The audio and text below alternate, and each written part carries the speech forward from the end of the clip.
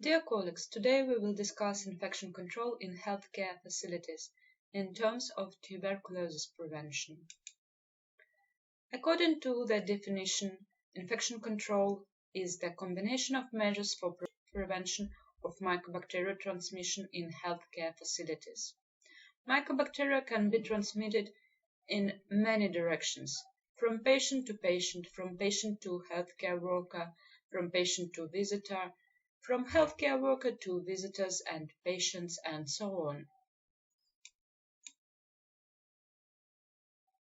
Even in high-income and low-burden countries, the risk of TB infection for healthcare workers is twice higher than for the general population. In some other countries, according to their estimations, it can be 5 to 10 times higher. It happens because high burden of tuberculosis, first of all, and second of all, because of the lack of infection control measures. Here you can see the hierarchy of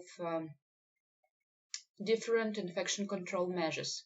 All of them are necessary, but the most important are those depicted above, and without appropriate administrative controls, the respiratory protection can't work properly. So administrative controls is the first one and the most important level of infection control. According to WHO, to administrative controls refer triage, respiratory separation, and initiation of effective tuberculosis treatment, as well as respiratory hygiene. So the task of teaching healthcare workers about appropriate infection control measures and patients about proper cough etiquette is also included in the administrative controls.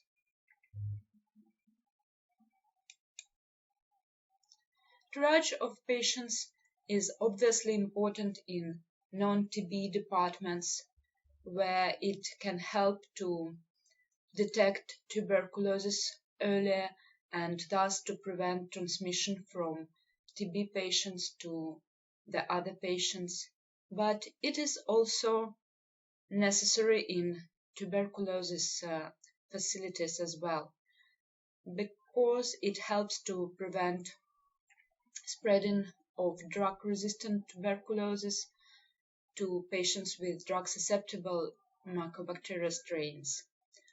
That is why administration usually creates special departments for drug-resistant tuberculosis, or in case of few patients with this type of tuberculosis, at least special rooms. In this picture you can see what can happen due to design constraints. It is obvious that in such circumstances it can be difficult or sometimes almost impossible to appropriately triage patients. To create a proper infection control plan and to be able to assess it at different time points, it is necessary to assess risk in each healthcare facility. The transmission in a healthcare facility can be ongoing if there are patients with undetected tuberculosis, or if TB is detected but patients do not receive appropriate treatment. You should remember that in case of drug-susceptible tuberculosis, if a patient receives appropriate treatment, he becomes non-infective already after 2 weeks of treatment, even if sputum smears remain positive for another period of time. In case of drug-resistant tuberculosis, this period is not so clear. According to some scientists' estimations, it can be from 1 to 2 months. Environmental controls include ventilation, ultraviolet, germicidal irradiation, and filtration of the air. Ventilation is usually classified into natural and mechanical. Of course, mechanical ventilation has a lot of advantages. It gives us an opportunity to control almost all air flows in the building, and we can also control the volume of air exchange. It is possible to include dust, ultraviolet lamps, or filters in case of mechanical ventilation. But it is extremely complicated in terms of how to put it up and how to provide service to it. Here you can see the assessment of different ventilation systems by WHO, and you can notice that there are advantages and disadvantages in each type of ventilation. And the task of administration in such situation is to choose the most appropriate one for every healthcare facility. There are also different types of ultraviolet lamps. From the point of cost efficacy, the best one are so-called upper room or shielded ultraviolet lamps. They can be used in presence of people as well as patients and healthcare workers, and at the same time they can clear a large amount of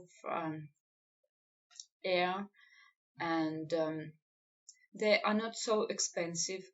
Thus, these type of lamps should be preferable in most of the healthcare facilities. Nowadays, we know much more about personal protective equipment after the pandemics of COVID-19. But I would like to say a couple of words from the point of view of TB prevention. Of course, you know that for protection of airways, we can use masks and respirators. To prevent TB transmission, masks are not so helpful when they are used by healthy persons, because they have quite large pores and they have loose fitting, and there is leakage around the edge of the masks when someone inhales. So they can catch potentially infected droplets from the person who wears this mask. Thus, in case of TB, it is recommended that masks should be worn by patients, and healthcare workers should wear respirators because they have tight fitting and they filter smaller airborne particles than masks. In the course, you will find the video about how to put on respirators properly. You should know that. And there is also an additional video about fitting test. It shows how to choose the best respirator for every person. There are the US and European classifications of respirators. To prevent tuberculosis transmission, we should use at least FFP2 or N95 respirators. Of course, if we use higher classes of respirators, we can also prevent the transmission. But if we use, for example, FFP1, these respirators are not so helpful in terms of prevention of TB transmission. In this picture, you can see the proper usage of masks and respirators in TB healthcare facility. The patient wears a mask and a doctor wears a respirator. Thank you for your attention. If you have any questions, we will be able to discuss them during our lesson.